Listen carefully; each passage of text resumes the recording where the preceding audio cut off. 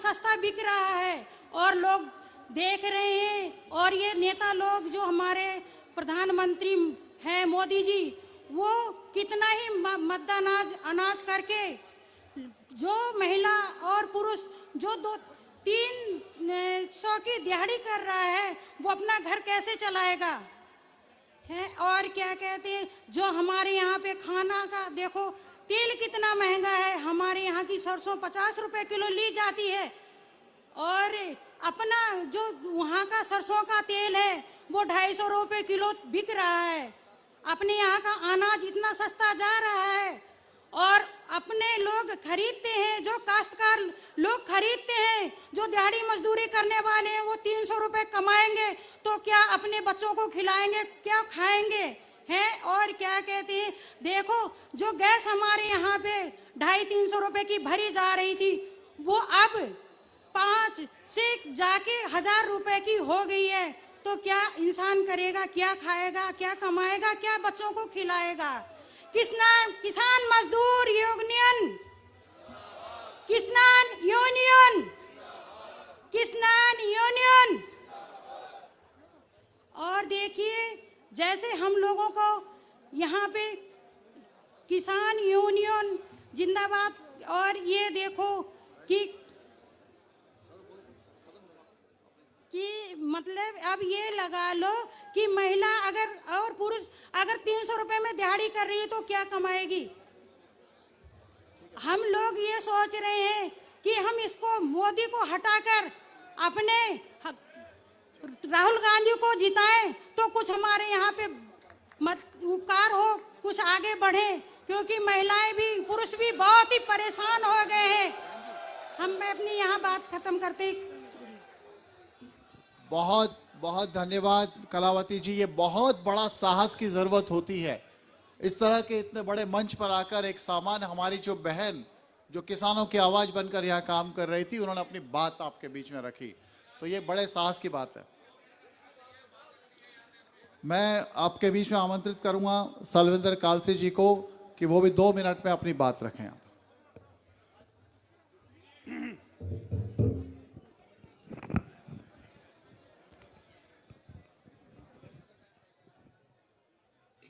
सम्मानित मंच,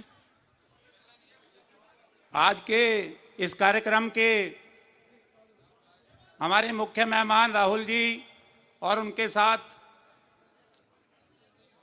हमारे पूर्व मुख्यमंत्री रावत जी और हमारे क्षेत्र के वर्तमान कैंडिडेट और पूर्व मंत्री, आप सबका मैं हृदय से सम्मान और स्वागत करता हूं। और यहां पर उपस्थित मेरे किसान भाई जो आज इस उम्मीद से यहां पर आए हैं कि पिछली सरकार ने जो उनकी आशाओं पर पानी फेरा है, वो ये आने वाली सरकार कहीं उनकी उम्मीदों की आगे जो उसकी पालना करेगी, उम्मीदों को पूरा करेगी।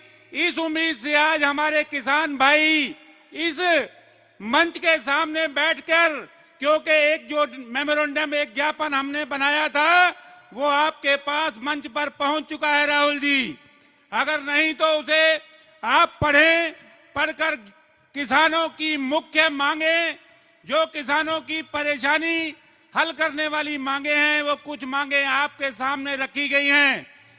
और ये उम्मीद रखी गई है कि अगर आने वाले समय में आपकी सरकार इन मांगों को पूरा करती है तो ये हमारा किसान, हमारा संयुक्त मोर्चा आपकी इस पार्टी के साथ कंधे से कंधा मिलाकर चलने को तैयार है।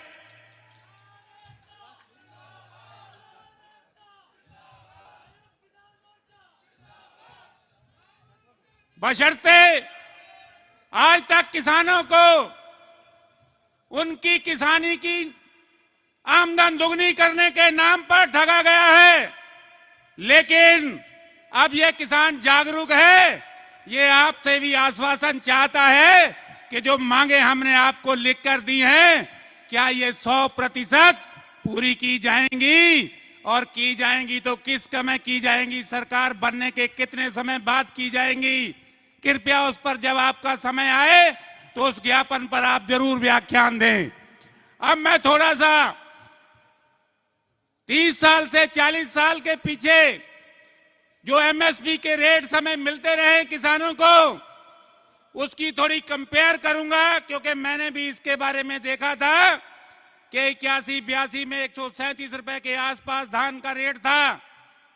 लेकिन 90 के दशक से पहले और 80 के दशक के बाद में जब वीपी सिंह सरकार थी, फिर गुजराल जी आए और फिर चंद्रशेखर जी आए, तो वो ऐसा समय था जब देश में राजनीतिक अस्थिरता बनी हुई थी, तो किसानों की तरफ सोचना मुश्किल था।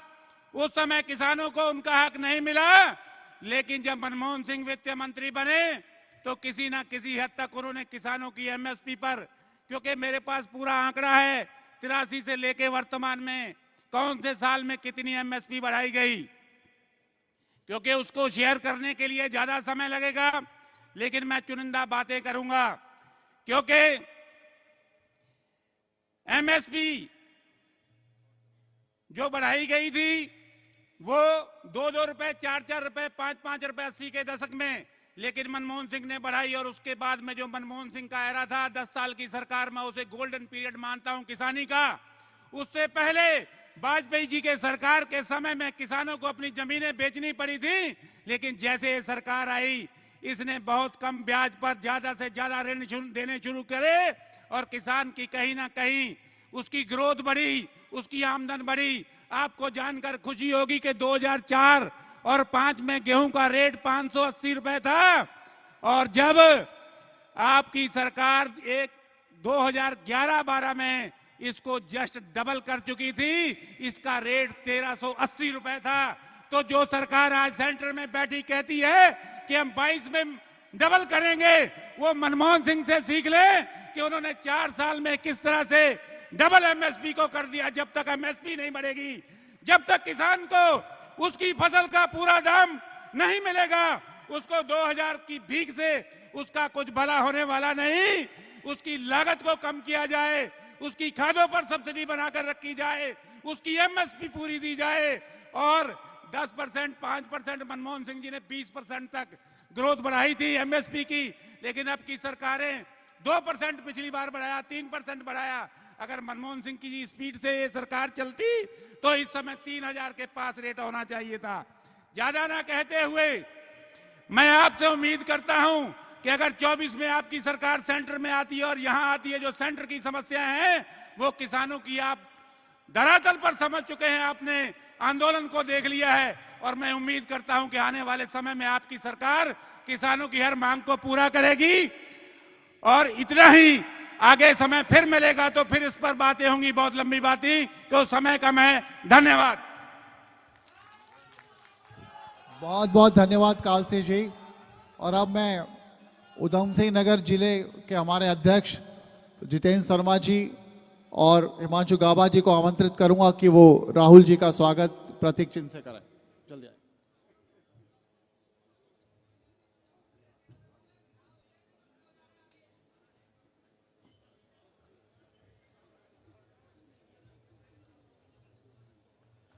मैं सुशील राठी जी जो किसान कांग्रेस के अध्यक्ष हैं वो भी आकर प्रतीक चिन्ह से राहुल गांधी जी का स्वागत करें।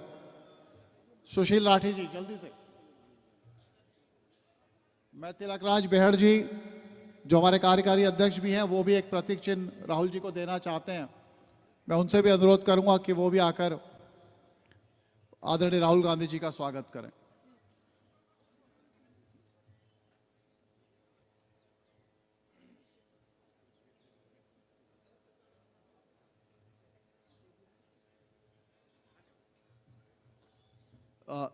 मिस्टर बेहड़ साहब भी एक प्रतीक चिन्ह देना चाह रहे हैं। बेहड़ साहब से अनुरोध है कि वो आए।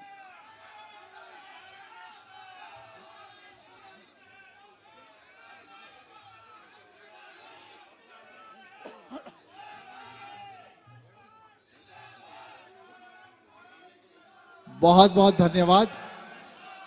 अब मैं आमंत्रित करता हूं उत्तराखंड कांग्रेस को, एक लंबे समय जिन्होंने संगठन को नेतृत्व दिया और वर्तमान में कांग्रेस में जो कांग्रेस के विधायकों की आवाज, नेता प्रतिपक्ष बड़े भाई श्री प्रीतम सिंह जी को कि वो आए और अपना उद्बोधन दें।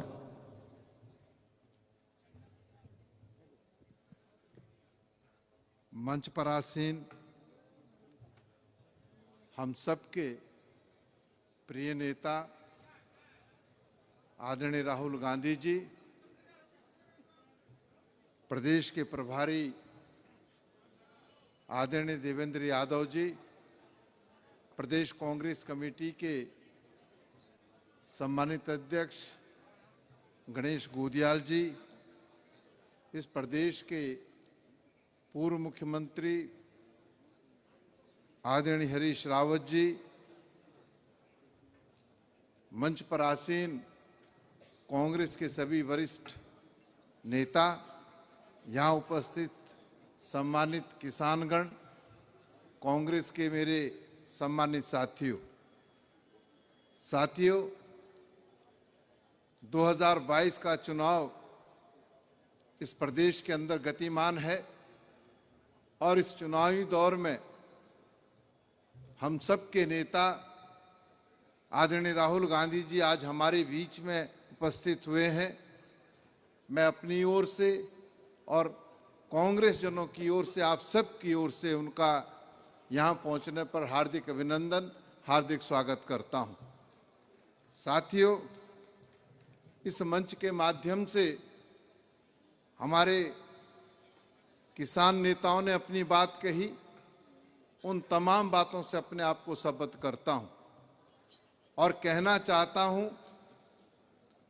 कि जब इस देश के अंदर कांग्रेस की सरकार रही, कांग्रेस की सरकार ने सदैव किसानों के साथ लाभबद्ध होने का काम किया। जय जवान जय किसान का नारा इस देश के अंदर कांग्रेस की रहनुमाई में गुंजायमान हुआ और उसके बाद जब डॉक्टर मनमोहन सिंह जी, सोनिया जी की अगुवाई में देश के अंदर कांग्रेस की सरकार चल रही थी, तो उसी सरकार ने इस देश के किसानों का ऋण माफ करने का ऐतिहासिक काम किया था। और आज वर्तमान में जो सरकार केंद्र में स्थापित है, उस सरकार ने किसानों के हितों के विपरीत 3 काले कानून किसानों पर थोपने का काम किया, जिसका किसानों ने पुरजोर तरीके से विरोध करने का काम किया। और मुझे ये कहते हुए कोई संकोच नहीं है कि आज किसान सड़कों पर फिर संघर्ष करने के लिए बाध्य है। और उन विषम परिस्थितियों में जब किसान आंदोलनरत थे, हमारी राष्ट्रीय अध्यक्ष सोनिया गांधी जी और राहुल गांधी जी की अगुवाई में कांग्रेस जनों ने किसानों के साथ लाभबद्ध होकर के आपकी इस लड़ाई में पूरा सहयोग देने का काम किया।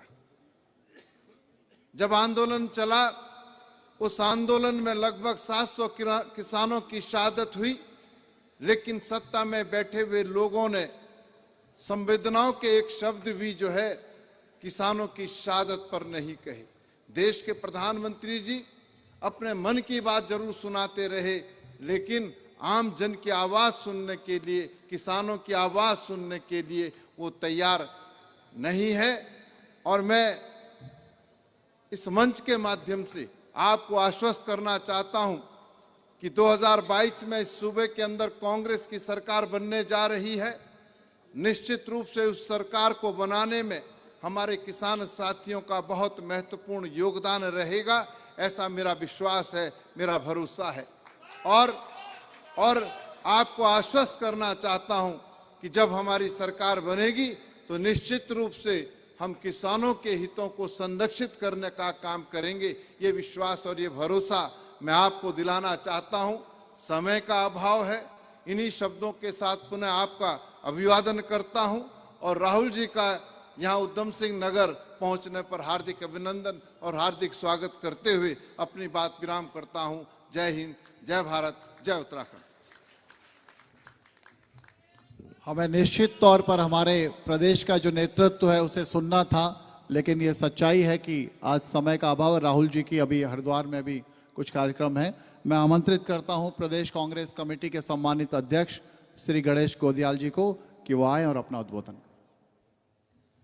धन्यवाद प्रकाश भाई।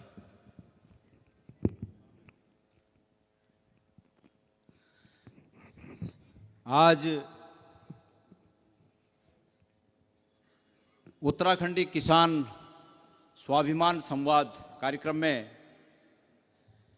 हमारे बीच हमारे बहुत ही आदरणीय नेता, भारत के भविष्य की आशा और भारतीय राजनीति के पटल पर सत्य के साथ अपनी यात्रा को आगे बढ़ाते हुए और उस परम सत्य तक पहुंचने का मजबूत इरादा रखते हुए जो शख्स पूरे विश्व में अपनी विशेष पहचान बनाए हुए हैं, हमारे बहुत ही आदरणीय नेता राहुल गांधी जी, मंचासीन पूर्व मुख्यमंत्री आदरणीय हरीश रावत जी, हमारे नेता प्रतिपक्ष आदरणीय बड़े भाई प्रीतम सिंह जी और मंचासीन समस्त नेतागणों के साथ साथ हमारे आदरणीय प्रभारी जी और साथ में हमारे किसान भाइयों बहनों और मेरे साथियों। आज का दिन ऊधम सिंह नगर की इस वीर भूमि के लिए बहुत ही महत्वपूर्ण दिन है। आज हमारे होनहार नेता और जैसे कि मैंने अपने शब्दों में कहा कि भविष्य की आशा, भारत के भविष्य की आशा, राहुल जी आपसे संवाद करेंगे और कर रहे हैं। तमाम लोगों ने अपनी बातें यहाँ पर कही, खास करके किसान भाइयों ने यहाँ पर अपनी बातें कही और आज हम इन्हीं बातों को सुनने के लिए राहुल जी के साथ यहाँ पर आए हैं। साथियों, ये सत्य है कि इस देश में जो किसान भाई हैं और किसानियत है, वही इस देश की रीढ़ है। अगर इस देश के सकल घरेलू उत्पाद का बड़ा प्रतिशत देखा जाए तो वो किसानी से आता है। अगर इस देश में रोजगार के अवसर पैदा करने का अगर हम देखें कि कहां से रोजगार के अवसर पैदा होते हैं तो वो आपकी किसानी से है। अतीत में जब जब हमारे किसान भाइयों को दिक्कत का सामना करना पड़ा और कांग्रेस की सरकार यदि देश में थी तो कांग्रेस की सरकारों ने समय समय पर आपकी उन दिक्कतों को समझते हुए जो आवश्यक बन पड़ता था, जो आवश्यक हुआ, वो सब आपके हित में और किसानों के हित में, किसानियत के हित में, इस हिंदुस्तान के हित में वो सब करने की कोशिश की। मेरे प्यारे साथियों, ये 2014 के बाद यही एक ऐसी सरकार आई है कि हमेशा ये कहते क्या है कि 70 सालों में कुछ नहीं हुआ। आज जो कुछ ये बेच रहे हैं देश का, वो कब हुआ? क्या ये कहीं से लाए थे? क्या इन्होंने पैदा किया? और तो और सरकारी संपत्तियों को और सरकारी उपक्रमों को बेचने का इन्होंने जो सोच रखी है उसको यहीं तक सीमित नहीं रखा। मुझे अफसोस तो तब होता है जब उनकी नजर आपके खेती पर गई, जब उनकी नजर आपके पैदा किए हुए अन्न पर गई।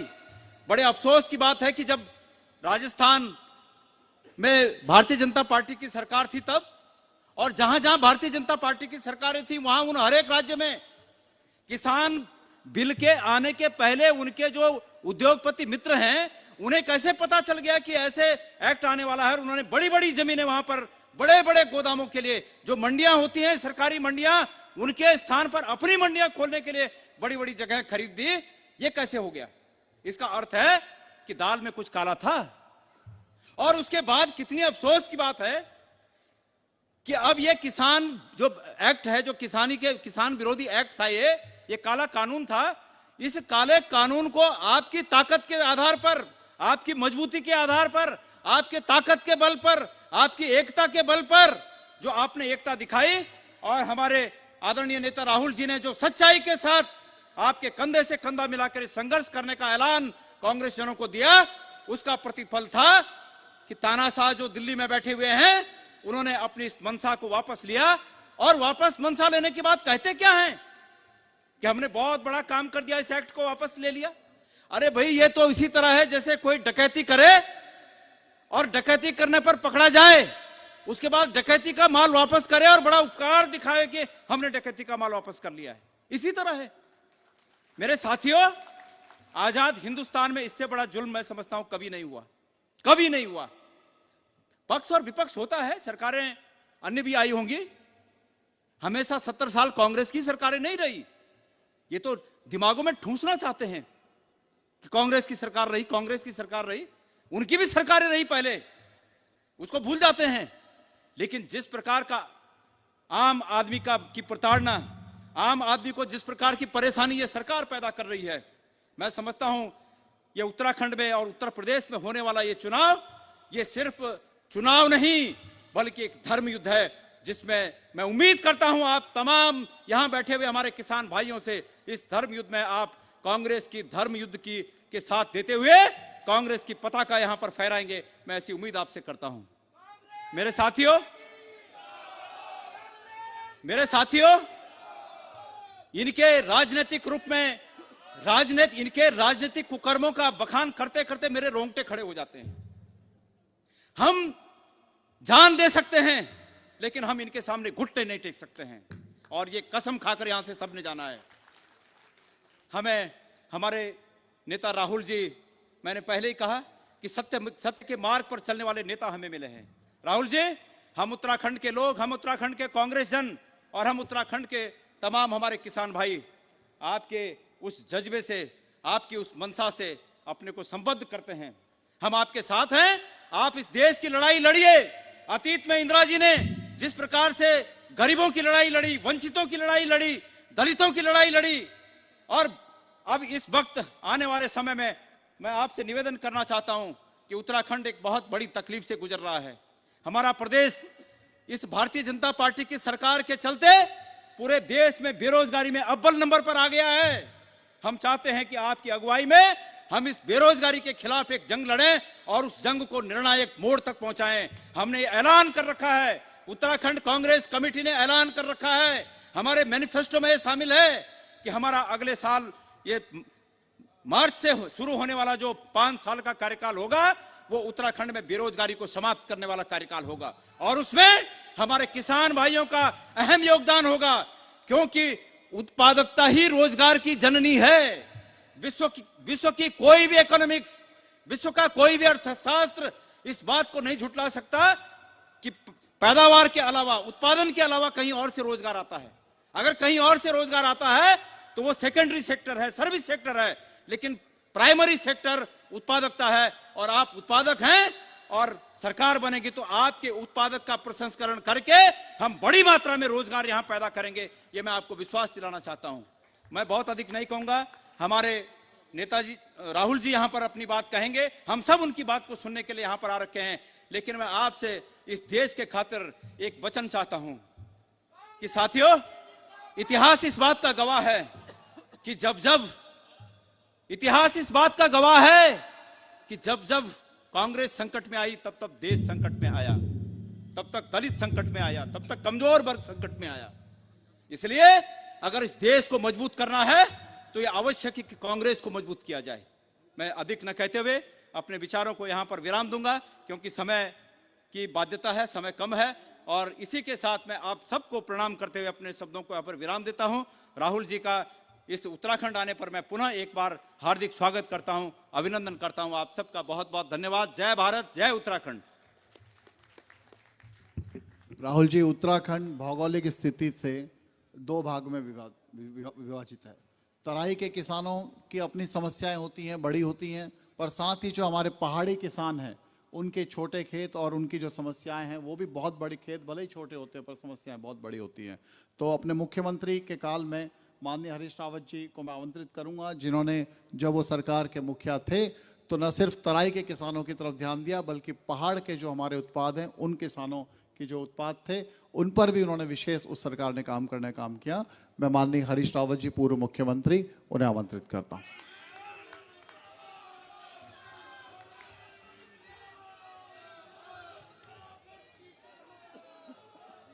हम सबके नेता, आप सबके मनों के दुलारे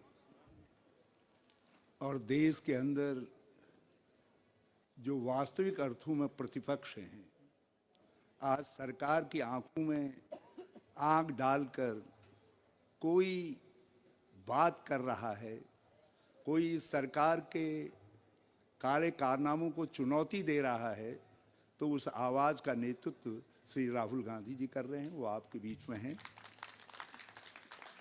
हमारे प्रदेश कांग्रेस के सम्मानित अध्यक्ष जी, प्रभारी जी, प्रीतम सिंह जी, हमारे साथी सहयोगी यशपाल आर्या जी, बेहड़ जी सहित मंचासीन हमारे सभी सम्मानित प्रत्याशीगण और नेतागण, सभी हमारे किसान दोस्तों, बहनों और भाइयों, हम सब राहुल जी का उत्तराखंड की इस पवित्र धरती में और तराई के इस कर्मवीरों की धरती में बहुत बहुत बाहें फैलाकर स्वागत करते हैं, अभिनंदन करते हैं। राहुल जी, आपका उत्तराखंड से एक विशेष नाता है और इस तराई से भी आपका नाता है। जिस धरती पर आप हैं, इस धरती को बसाने में आपके नाना पंडित जवाहरलाल नेहरू और गोविंद वल्लभ पंत जी का बहुत बड़ा योगदान था। जितने स्वतंत्रता संग्राम सेनानी आए, पाकिस्तान से विस्थापित होकर, पूर्वी बंगाल से विस्थापित होकर हमारे भाई आए, उन सबको बाहों में लाकर यहाँ बसाने की नीति, जिस नीति के परिणाम स्वरूप सारे देश को फायदा हुआ, एक अन्न भंडार इस धरती के गर्भ में पैदा हुआ तराई के रूप में, तो उसका श्रेय पंडित गोविंद वल्लभ पंत जी के साथ जवाहरलाल नेहरू को जाता है। ये उनका दिशा निर्देश था। यहाँ पर जो एग्रीकल्चर यूनिवर्सिटी है, जो हम सब का गौरव है, वो भी उन्हीं के प्रयासों से यहाँ पर बनी। हरित क्रांति के जरिए पंतनगर विश्वविद्यालय ने जो योगदान दिया, उस योगदान में जो भागीदारी हमारे किसानों की रही, मैं उसका अभिनंदन करता हूँ। और हरित क्रांति से लेकर दुग्ध क्रांति, श्वेत क्रांति, जितनी भी क्रांतियाँ कृषि क्षेत्र में आई, मुझे ये कहते हुए हार्दिक प्रसन्नता है कि वो सारी क्रांतियों के जनक इंदिरा गांधी जी थी, वो उनके कार्यकाल में पैदा हुई। आपने उस सिलसिले को हमारे कष्ट के समय में भी निभाने का काम किया। जब हम कष्ट में थे, जब पूरे एक बड़ी त्रासदी आई उत्तराखंड में, 80% भूभाग बिल्कुल ध्वस्त हो गया, तो उस समय आप हमारे आंसू पोंछने के लिए आए और देश के प्रतिपक्ष के आप पहले नेता थे जो हमारे बीच में आए।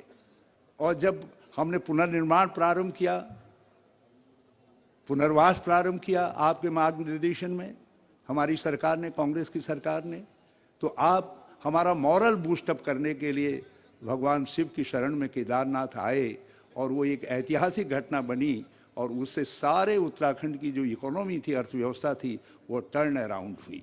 तो हम आपके इस एहसान को उत्तराखंड कभी नहीं भूल सकता। और हम आपको वचन देना चाहते हैं, यदि आप चाहें, सब लोगों की तरफ से मैं वचन देना चाहता हूं कि उत्तराखंड तराई से लेकर, जसपुर से लेकर मुनस्यारी तक, जसपुर से लेकर भटवारी तक आपको सरकार बना करके देगा। आपको उत्तराखंड में कांग्रेस की सरकार बना करके देगा। आप तैयार हैं इस बात के लिए? यदि तैयार हैं तो जरा ताली बजा करके हाँ कहिए। और हमारा आपसे वचन है, आप एक बात के लिए और याद करना चाहेंगे, जब 3 काले कानून थोपे गए किसानों के ऊपर, तो उस समय पहली आवाज कोई उठी किसानों के पक्ष में और इन काले कानूनों के विरोध में, वो आवाज राहुल गांधी जी की थी। उस समय सौभाग्य से मैं पंजाब का प्रभारी था कांग्रेस का, और आपने आकर के 3 दिन ट्रैक्टर यात्रा को लीड करके देश को कहा कि किसानों के साथ ज्यादती हो रही है, और किसानों से कहा कि हम आपके साथ हैं, आप संघर्ष करिए। और उसके बाद किसानों ने एक ऐतिहासिक संघर्ष को यहाँ पर अंजाम देने का काम किया, और उसका परिणाम है कि एक ऐसी सरकार जो लोकतंत्र को कुचलने में तुली हुई थी, उसको घुटने टेकने पड़े। उसके लिए मैं किसानों को बहुत बहुत बधाई देना चाहता हूँ। राहुल जी, आपकी पार्टी किसानों को वचन देना चाहती है, हमारी सरकार आएगी तो आपने जो संघर्ष में आपके ऊपर मुकदमे लगे हैं, हमको मालूम है किस तरीके की व्यथाएं आपको झेलनी पड़ी हैं, हम उन मुकदमों को वापस लेंगे। मैं आपको ये भी आश्वस्त करना चाहता हूँ, ससम्मान वापस लेंगे। जिनका नुकसान हुआ है उस नुकसान की भरपाई करने का काम करेंगे। और हम आपको ये भी आश्वस्त करना चाहते हैं अपनी कांग्रेस की तरफ से, हमने पहले भी, हमारी सरकार ने एक कानून बना करके एक आदेश निकाला था, यशपाल आर्या जी उस समय हमारे मंत्री थे, राजस्व मंत्री, कि जो जमीनों पर काबिज लोग हैं लंबे समय से, उन जमीनों को का मालिकाना हक हमने उनको दिया था। कांग्रेस की सरकार गई, इस सरकार ने उस मालिकाना हक के कानून को पीछे रख दिया। और हम आपसे कहना चाहते हैं कि फसली आधार पर हम निर्धारित करेंगे इस बात को कि किसानों को उनका मालिकाना हक मिले जिन जमीनों पर वो काबिज हैं। ये हमारे किसान भाइयों की मांग में भी सम्मिलित है। हम आपको आश्वस्त करना चाहते हैं कि उत्तराखंड में कांग्रेस की सरकार पहली ऐसी सरकार होगी जो एमएसपी को मनसा वाचा कर्मणा से लागू करेगी और आपकी फसलों को पूरे रूप से खरीदा जाए, इसको सुनिश्चित करने का काम करेगी। हमने राहुल जी के मार्गनिर्देशन में इस बात को तय करने का काम किया है कि हम सत्ता में आएंगे तो पहले साल ही 100 यूनिट बिजली फ्री देंगे। उस फ्री बिजली में आपके जो नलकूपों आदि के बिजली के बिल हैं, बकाया हैं, उनकी माफ़ी भी सम्मिलित होगी। यह हम आप सबसे कहना चाहते हैं। मैं आपको इस बात के लिए भी हम आश्वस्त करना चाहते हैं कि एमएसपी को कानूनी अधिकार देने की जो आपकी मांग है, उस मांग के साथ आप उत्तराखंड की कांग्रेस की सरकार और उत्तराखंड के कांग्रेस जनों को साथ खड़ा पाएंगे। हमने अभी अपना घोषणा पत्र जारी किया है, माननीय प्रियंका जी आई थी उस घोषणा पत्र को जारी करने के लिए। हमने उस घोषणा पत्र में कहा है कि 4 धाम हजारों हजार काम, वो हजारों हजार काम हमने बद्रीनाथ, केदारनाथ, गंगोत्री, यमुनोत्री के वरदान के रूप में, उनके आशीष के रूप में उत्तराखंड की जनता के सम्मुख रखे हैं। उसमें हमने कहा है आपसे कि आप हमारी सरकार बनाइए, हम 5 साल में 4 लाख रोजगार पैदा करेंगे स्थायी नेचर के जो है। हमने कहा है कि जो 57,000 पद सरकार में खाली पड़े हुए हैं, हम उनको पहले साल ही भर्ती उनको पूरा भरने का काम करेंगे। हमने आपसे कहा है कि हम जो स्वास्थ्य सेवाएं कोरोना काल में ध्वस्त हो गई थी, आप सब जानते हैं कि देश के अंदर दूसरे नंबर पर प्रतिशत के हिसाब से ज़्यादा लोग कहीं मरे तो हमारा उत्तराखंड है। इन्होंने स्वास्थ्य सेवाओं को बिल्कुल चरमरा दिया। हम स्वास्थ्य सेवाओं को सुधार करके हम स्वास्थ्य सेवाओं को गांव-गांव, द्वार-द्वार पहुंचाने का काम करेंगे। हम ऐसे 5 लाख लोगों को चयनित करेंगे जो कोरोना से त्रस्त होकर के जिनके काम बंद हो गए, नोटबंदी, जीएसटी से जिनके काम बंद हो गए, जो लोग आज खड़े नहीं हो पा रहे हैं, जो बिल्कुल गरीब हैं, अपने परिवारों के लिए बुनियादी सुविधाएं नहीं जुटा पा रहे हैं, उन परिवारों में से उन 5 लाख, वो संख्या ज़्यादा भी हो सकती है, हम उन लोगों को हम 40,000 रुपया हर साल देने का काम करेंगे ताकि वो खड़े हो सकें। वो हमारे नागरिक, हमारे राज्य के नागरिक हैं। एक निवेदन, एक पुष्प हमने आपको एक नारे के रूप में, एक कविता के रूप में दिया है। हमने आपसे कहा है कि बनाओ बनाओ कांग्रेस सरकार, लाओ लाओ कांग्रेस की सरकार, गैस का सिलेंडर नहीं होने देंगे 500 रुपये के पार। और हम आप सबको आश्वस्त करना चाहते हैं, राहुल जी की तरफ से ये हमेशा निर्देश रहता है कांग्रेस के मुख्यमंत्रियों को कि आपने जो कुछ वादे घोषणा पत्र में किए हैं, आप उनको सिलसिलेवार पूरा करिए। राहुल जी, हम जब किसानों के सामने, अन्नदाताओं के सामने और अन्न भूमि के सामने खड़े हैं, इस पवित्र भूमि के सामने खड़े हैं, तो हम आपको साक्षी मान करके कह रहे हैं, हम इन सब वादों को क्रमशः पूरा करने का काम करेंगे। हम एक खुशहाल उत्तराखंड बनाएंगे, एक समृद्ध और सक्षम उत्तराखंड बनाने का काम करेंगे। हम एक ऐसा उत्तराखंड बनाएंगे जिसमें हम तकनीक का समन्वय करके जो उन्नतशील राज्य हो, दूसरे राज्यों के लिए एक मॉडल के रूप में हो। मैं इन्हीं शब्दों के साथ एक बार फिर आप सब की तरफ से राहुल जी का इस पवित्र भूमि में, किसानों की भूमि में, किसानों के बीच में बहुत बहुत अभिनंदन करता हूं, बहुत बहुत स्वागत करता हूं। आप सबसे प्रार्थना करता हूं कि एक बार जोरदार करतल ध्वनि से, ताकि सारे प्रदेश में यहाँ की गूंज जाए, हमारे उधम सिंह नगर की गूंज जाए, किच्चा की गूंज जाए, ताली बजाने की कृपा करें। सब राहुल जी के स्वागत है। दूर दूर तक जो है, दूर दूर तक ताली बजाने की कृपा करें। आप सबका बहुत बहुत धन्यवाद। जय हिंद, जय भारत। और मैं किसानों को जिन्होंने इस संघर्ष को लड़ा है, उनको सैल्यूट करता हूं। देश में किसी परिचय के मोहताज नहीं है। राहुल गांधी जी इस देश की स्वच्छ राजनीति के प्रतीक हैं। राहुल गांधी जी इस देश की ईमानदार राजनीति के प्रतीक हैं। राहुल गांधी जी का विश्वास है कि साधनों की सूचिता वो जरूर हमें सुनिश्चित करनी चाहिए, और सत्ता के पीछे भागने वाले नेता के रूप में इस देश ने कभी भी राहुल गांधी जी को नहीं देखा। इसलिए मैं आज माननीय आदरणीय राहुल गांधी जी, आपकी अनुमति से आपके लिए इस देश के जो लोग हैं उनके लिए जरूर 2 लाइनें कहना चाहूंगा।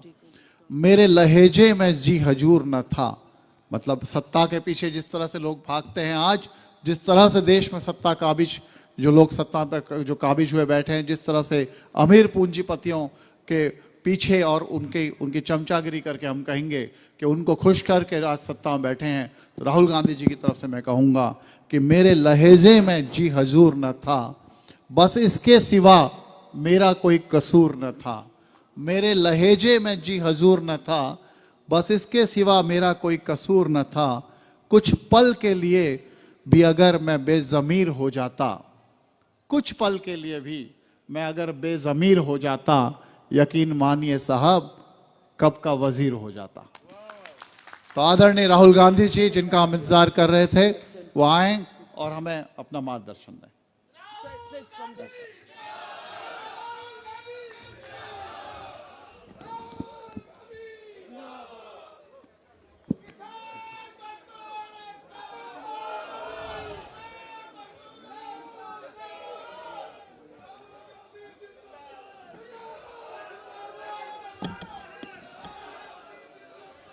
देवेंद्र यादव जी, हरीश रावत जी, गणेश गोटियाल जी,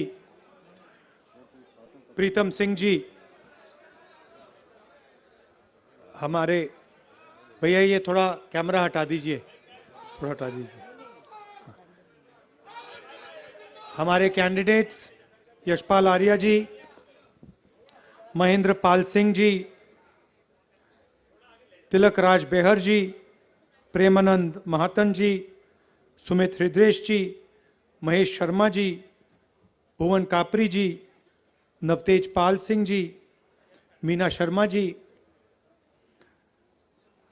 किसान संगठन के हमारे नेता, कांग्रेस पार्टी के नेता और कार्यकर्ता, भाइयों और बहनों, प्रेस के हमारे मित्रों, आप सबका यहां बहुत बहुत स्वागत, नमस्कार।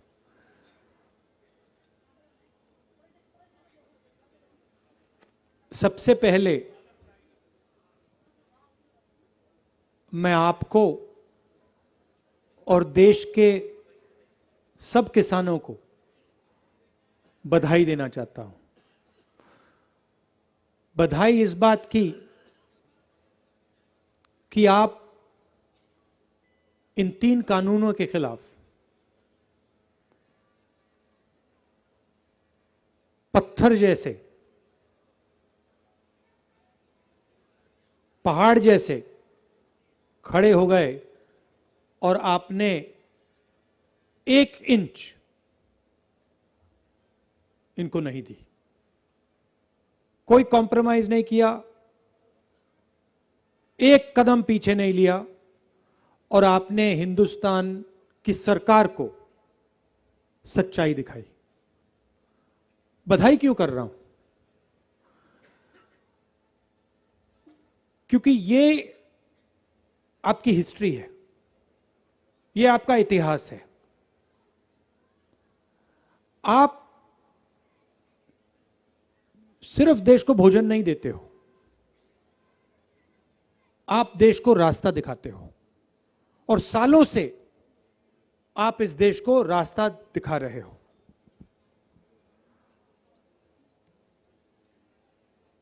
अंग्रेजों से लड़ाई बड़े बड़े उद्योगपतियों ने नहीं लड़ी थी, अंग्रेजों से लड़ाई हिंदुस्तान के किसानों ने और मजदूरों ने लड़ी थी। उसके बाद हरी क्रांति, कांग्रेस पार्टी, लोग कहते हैं कांग्रेस पार्टी ने हरी क्रांति दी, नहीं, कांग्रेस पार्टी ने किसानों के साथ पार्टनरशिप बना के देश को हरी क्रांति दी थी। पसीना खून पसीना हिंदुस्तान के किसान ने दिया था। और मैं आजादी की बात की, हरी क्रांति की बात की, बहुत और ऐसे उदाहरण दे सकता हूं। इसको आप भी जानते, पूरा देश जानता है। आपने देश की सरकार को बताया कि हिंदुस्तान की सच्चाई से हम नहीं हटने वाले हैं।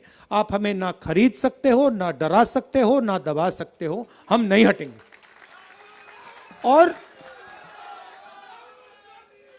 और मैं आपको बताऊं, इस सरकार को यह समझाना बहुत जरूरी था और है। पार्लियामेंट में अपने भाषण में मैंने कहा कि दो हिंदुस्तान बन रहे हैं। एक अमीरों का हिंदुस्तान, प्राइवेट हवाई जहाज, 5 स्टार 7 स्टार होटल, मर्सिडीज गाड़ी, अमीर लोगों का हिंदुस्तान। उसमें ना कानून से कुछ लेना देना, आप कुछ भी करना चाहते हो कर दो, कुछ भी खरीदना चाहते हो, कहीं भी आप कानून तोड़ना चाहते हो, किसी की जमीन हड़पना चाहते हो कर सकते हो। चुने हुए लोगों का हिंदुस्तान। इसमें बहुत लोग नहीं है, 100-200 लोग हैं। पार्लियामेंट में मैंने एक आंकड़ा रखा और आपको भी आज बताता हूं।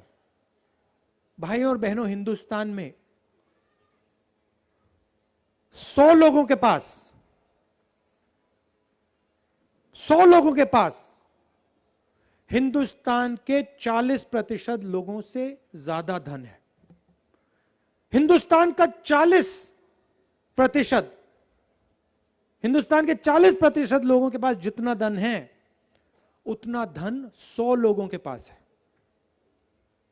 ऐसी डिस्पैरिटी, ऐसी इनकम डिस्पैरिटी शायद किसी और देश में नहीं है, सिर्फ हिंदुस्तान में है। दूसरा हिंदुस्तान गरीबों का, किसानों का, मजदूरों का। उसमें आपको रोजगार नहीं मिलेगा, आपकी जमीन छीनी जाएगी, पेट्रोल डीजल के दाम बढ़ते जाएंगे, महंगाई बढ़ती जाएगी। दो हिंदुस्तान हम नहीं चाहते हैं, हम एक हिंदुस्तान चाहते हैं। और न्याय हिंदुस्तान में होना चाहिए। हम किसान बिलों के खिलाफ क्यों खड़े हुए? क्योंकि ये अन्याय था। ये हिंदुस्तान के किसानों के खिलाफ, मजदूरों के खिलाफ अन्याय था। इसीलिए कांग्रेस पार्टी आपके साथ खड़ी हुई। आज आपके एक नेता ने कहा, मनमोहन सिंह का जो समय था, उन्होंने उसको गोल्डन पीरियड कहा।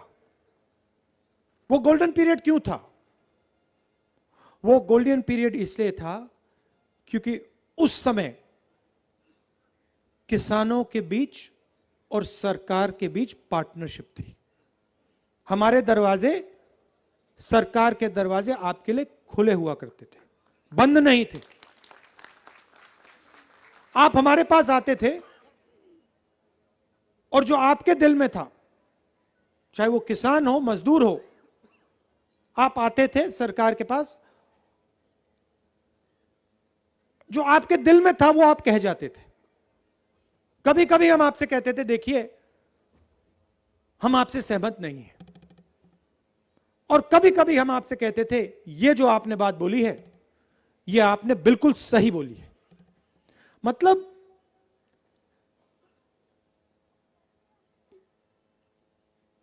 उस समय के हिंदुस्तान में प्रधानमंत्री था, आज के हिंदुस्तान में राजा है। प्रधानमंत्री सुनता है, प्रधानमंत्री के दरवाजे किसानों के लिए, मजदूरों के लिए, छोटे व्यापारियों के लिए खुले होते हैं, बातचीत करता है। और अपने लोगों से यह भी कह सकता है नहीं मैं मानता नहीं तुम्हारी बात, गलत बोल रहे हो। मगर जब लोग सही बात कहते हैं तो फिर प्रधानमंत्री कहता है सही बात बोल रहे हो। और अगर प्रधानमंत्री सबके लिए नहीं काम करता है तो वो प्रधानमंत्री नहीं हो सकता है। आज नरेंद्र मोदी जी प्रधानमंत्री नहीं हैं।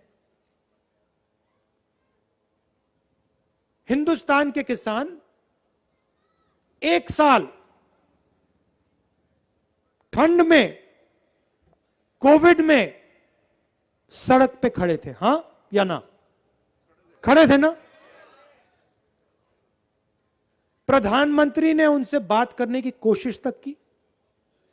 प्रधानमंत्री ने उनसे यह पूछा कि भैया आओ मेरे ऑफिस में आओ, मुझे बताओ क्या बात है, मुझे समझाओ ये कानून आपको अच्छे क्यों नहीं लगते ना? प्रधानमंत्री ने कहा ये किसान हैं, ये मजदूर हैं, मैं राजा हूं, राजा किसान और मजदूर से बात नहीं करता है। सच्चाई है हिंदुस्तान की। राजा ना सुनेगा ना बात करेगा, राजा सिर्फ निर्णय लेगा। और नरेंद्र मोदी सोचते हैं कि अगर राजा निर्णय लेता है तो जनता को चुप रहना चाहिए, और अगर जनता चुप नहीं रहती है तो फिर सीबीआई, ईडी, पुलिस, पेगासस सब चालू हो जाता है।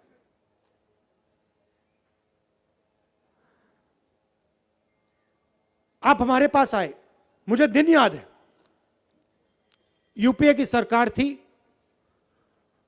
किसानों का डेलीगेशन आया, मनमोहन सिंह जी के पास गया, सोनिया जी के पास गया, मेरे पास आया, प्रणब मुखर्जी के पास गया, और आपने कहा बहुत मुश्किल हो रही है। और आपने अपने तरीके से सवाल पूछा। आपने पूछा कि बड़ा उद्योगपति बैंक में जाता है, बैंक के दरवाजे खुले होते हैं, हमारे लिए बैंक के दरवाजे बंद हैं, क्यों? कर्जा है। और आपने हमें कहा हमारा कर्जा माफ कीजिए। और मैं खुशी से आज कहता हूं 10 दिन लगे थे, 10 दिन के बाद जो आपने हमें कहा, मांगा नहीं, जो आपने हमें कहा वो हमने करके दिखा दिया। 70,000 करोड़ रुपए किसानों का कर्जा माफ किया। क्यों किया? हमने आपको कोई फ्री गिफ्ट नहीं दिया, कोई आपको मतलब तोहफा नहीं दिया। हम समझे कि आप मुश्किल रास्ते में से निकल रहे हो, और इसीलिए हमने आपकी मदद की। क्यों मदद की? क्योंकि आप देश की मदद करते हो, 24 घंटा आप देश की मदद करते हो। और हम जानते हैं कि आपके बिना यह देश नहीं चल सकता है, आपके बिना यह देश भूखा रह जाएगा, आपके बिना यह फैक्ट्रियां नहीं चल सकती हैं। जैसे हमारे पीसीसी प्रेसिडेंट ने कहा, आप देश की नींव हो, फाउंडेशन हो, और जिस देश की फाउंडेशन, जिस देश की नींव कमजोर हो जाती है वो देश बचता नहीं है। तो इसीलिए मैं आपको कहना चाहता हूं, मैनिफेस्टो में हम चीजें लिखेंगे, मगर आप नियत समझिए, इंटेंशन समझिए। हमारा इंटेंशन आपके साथ पार्टनरशिप बनाने का है। हम आपके साथ बातचीत करना चाहते हैं। हमारे जो दरवाजे हैं वो आपके लिए खुले रहेंगे। कभी कभी आप हमारे पास आओगे, हम कहेंगे देखिए जो आप कह रहे हो ये मुश्किल है, और कभी कभी आप हमारे पास आओगे और हम कहेंगे भैया जो आप कह रहे हो बिल्कुल सही है, ये हम कर सकते हैं और ये हम करके दिखा देंगे। मगर मैं आपको एक गारंटी मैं आपको दे सकता हूं, मैं आपको एक गारंटी दे सकता हूं, चाहे कुछ भी हो जाए, चाहे कुछ भी हो जाए, जो नरेंद्र मोदी जी ने आपके साथ किया, आपको 1 साल अकेला सड़क पे ठंड में कोविड के समय खड़ा कर दिया। कांग्रेस पार्टी मर जाएगी, खत्म हो जाएगी, मगर यह कभी नहीं करेगी।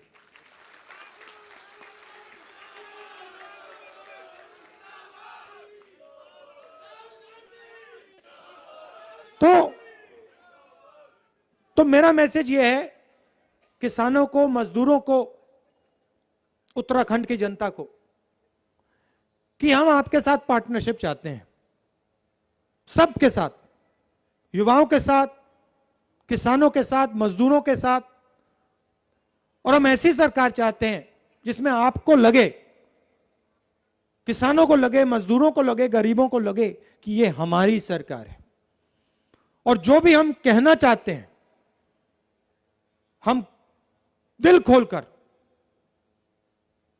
सरकार में चीफ मिनिस्टर को कह सकते हैं।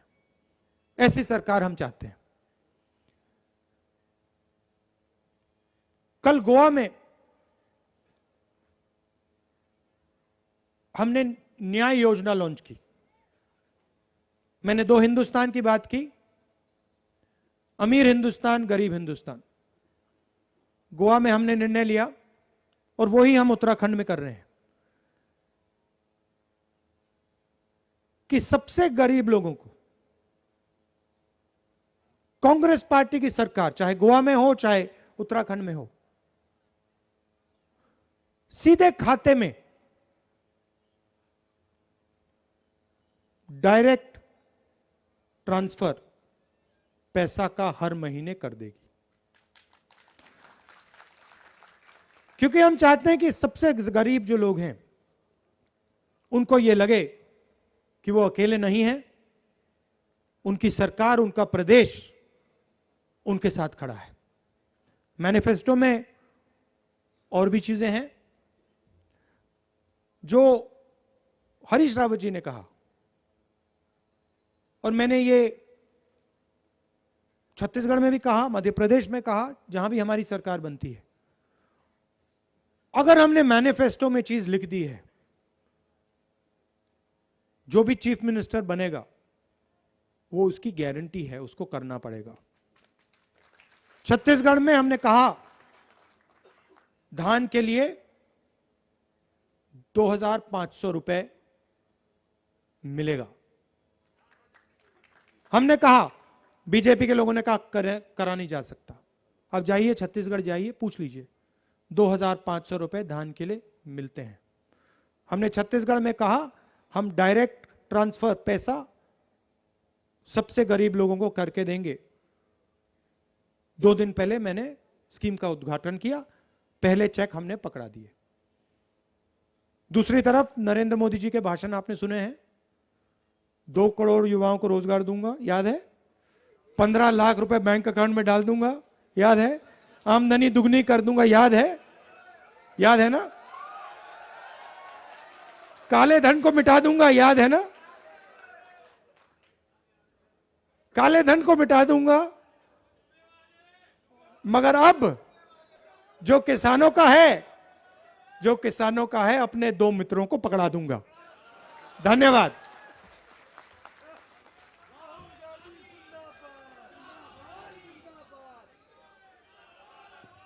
मैं आमंत्रित करता हूं श्री तिलक राज बेहड़ जी को कि वो धन्यवाद प्रेषित करेंगे।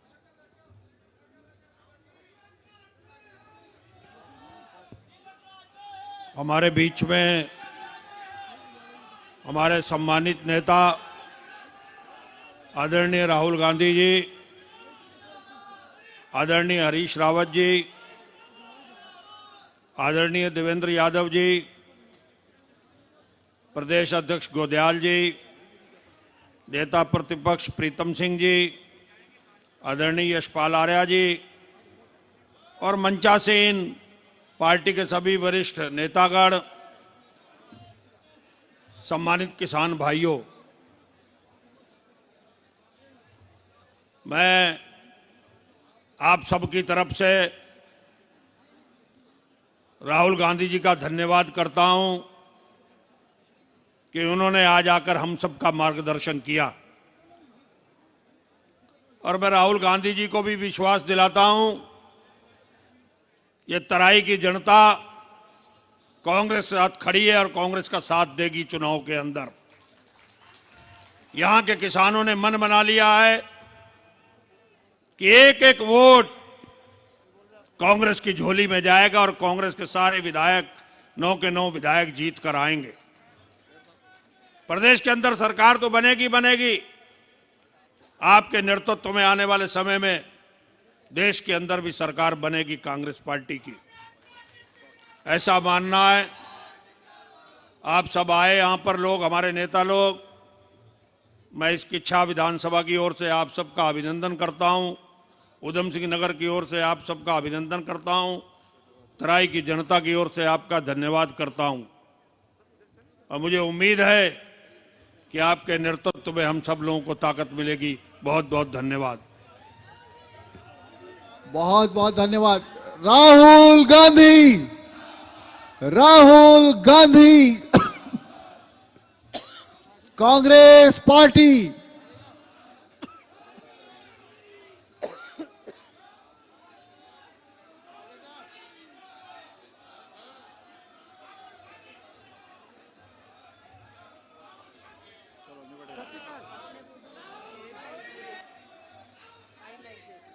मैंने तब भी कहा था, सभी कार्यकर्ताओं की बात